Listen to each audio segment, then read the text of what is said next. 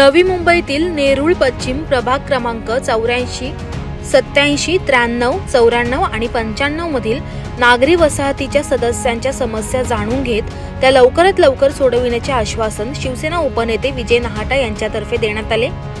जनतेमध्ये जाऊन जनतेच्या समस्या जाणून घेण्याचे काम विजय नहाटा करत असून त्यांच्या या उपक्रमाला नागरिक देखील मोठा पाठिंबा देत आहेत। नवी मुंबई महानगरपालिका, सिडको, MSEB अशा विविध आस्थापनांशी निगडीत समस्या हवेली नागरिकांनी विजय नहाटा यांच्यासमोर मांडल्या असून या समस्या तात्काळ सोडविण्याचे आश्वासन विजय नहाटा यांच्या मार्फत नागरिकांना देण्यात आले आहे।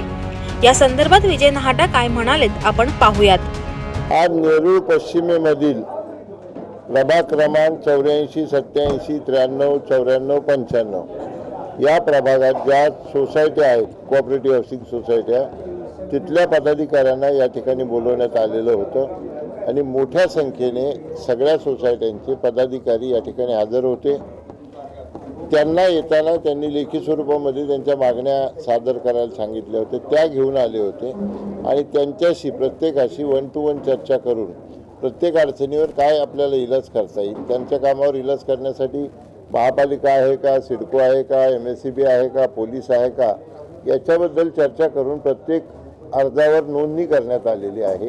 हे सगळे अर्ज उद्या दुपारी 2 वाजता आम्ही महापालिका आयुक्तांची वेळ घेतलेली आणि त्यांना आम्ही सांगणार आहोत की याच्यामध्ये तुम्ही आम्हाला हे करून द्या, हे करून द्या, हे करून द्या आणि बहुतेक प्रश्न त्यातले निकाली निघतील।